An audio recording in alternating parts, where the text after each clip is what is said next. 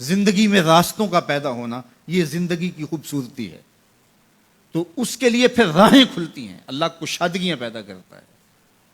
اور انسان کی زندگی کا بہت بڑا مسئلہ ہے، وہ کہتا ہے میری ضرورت پوری ہونی چاہیے، اور وہ اپنی سب سے بڑی ضرورت روزی روٹی کو سمجھتا ہے. حالانکہ سب سے بڑی حضرت انسان کی ضرورت ہدایت ہے، سب سے بڑی ضرورت. اور یہ وہ شے ہے جو ہم ہر روز ہر نماز کی ہر رکعت میں مانگتے ہیں، اہدنا الصراط المستقیم. یہ روزانہ مانگنا پڑتی ہے. اور رزق اللہ نے اپنے ذمہ کرم پہ لیا ہے، وہ ان کو بھی دیتا ہے جو نہیں مانگتے. وما من دابۃ فی الارض الا علی اللہ رزقها. زمین پہ چلنے رینگنے والی کوئی چیز نہیں جس کا رزق اللہ کے ذمہ کرم پہ نہ ہو. ہر شے کا رزق اس کے ذمہ کرم. پتھر کے اندر جو کیڑا ہے اس کو بھی وہ رزق فراہم کرتا ہے. اللہ اکبر.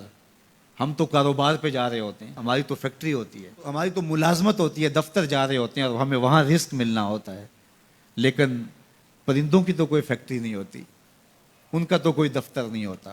جب صبح چلتے ہیں تو خالی پیٹ ہوتے ہیں، کبھی بھوکے نہیں آئے. بن توکل پنچھی اڑ دے، خرچ نہ پلے زیرہ ہو. کوئی خرچ نہیں لیتے، کوئی راس المال نہیں ان کے پاس ہوتا، کوئی ایک دن پہلے بکنگ نہیں کروائی ہوتی. کوئی فیکٹری نہیں ہے، کوئی دفتر نہیں ہے، لیکن کبھی بھی خالی نہیں آئے. فرمایا اللہ پر توکل کرنے کا جو حق ہے اگر وہ تم ادا کرو تو وہ تمہیں ایسے رزق عطا کرے جیسے پرندوں کو عطا کرے.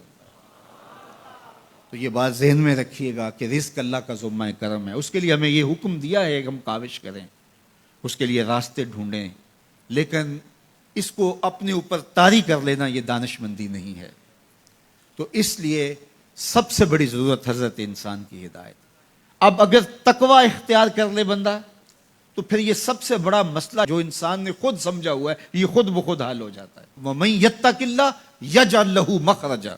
جو اللہ سے ڈرنے لگ جاتا ہے اللہ راستے کشادہ کر لیتا ہے. وَيَرْزُقْهُ مِنْ حَيْثُ لَا يَحْتَسِبُ.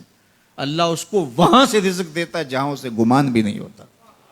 یہ تقوی کا عملی نتیجہ ہے. اور یہ وعدہ میرا نہیں ہے، یہ وعدہ میرے رب کا ہے، اور اللہ کے وعدے سچے ہیں. یہ کسی مفکر نے، یہ کسی معاشیات کے ماہر نے نہیں بتایا کہ تم یہ کرو گے تو یہ نتیجہ ہوگا. ماہر معاشیات کے مشورے کو ہم قبول کرتے ہیں کہ یار اس نے معاشیات کو پڑھا ہے، اس نے جو بتایا ہے وہ اس کا نتیجہ وہی ہوگا. یہ جس نے معاشیات کو پیدا کیا ہے، جس نے رزق کو پیدا کیا ہے، یہ اس کا وعدہ ہے. اگر تم اس سے ڈرنے لگ جاؤ گے تو وہاں سے رزق دوں گا جہاں تمہیں گمان بھی نہیں ہوگا. تو یہ تقوی کا عملی نتیجہ ہے. تو اللہ کے محبوب علیہ الصلوۃ والسلام نے ارشاد فرمایا میں تمہیں تقوی کی وصیت کرتا ہوں، یہ تیرے تمام امور حیات کے لیے خیر و برکت کا ذریعہ ہے. تیری زندگی میں جمال پیدا ہوگا، حسن پیدا ہوگا. تیری دنیا بھی، تیرا دین بھی، تیری معاش بھی، تیری معاشرت بھی، سب میں خوبصورتیاں آ جائیں گی اگر تو اللہ سے ڈرنے لگ جائے گا.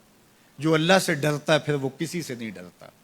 اور اللہ سے ڈرنے اور اللہ سے محبت کرنے اور تقوی اختیار کرنے کا نتیجہ یہ ہوتا ہے کہ انسان پھر لا خوف علیہم ولا هم یحزنون کی عملی تصویر بن جاتا ہے. اچھا، یہ ایک جامع بات تھی جو حضرت ابو ذر رضی اللہ تعالیٰ عنہ کو حضور نے بتائی، لیکن ان کی طلب تھی.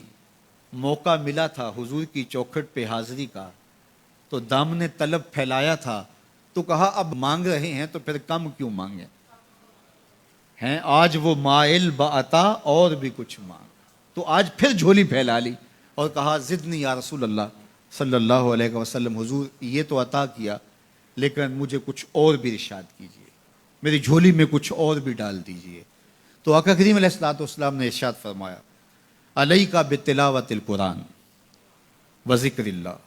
میں تمہیں دو چیزیں بتاتا ہوں.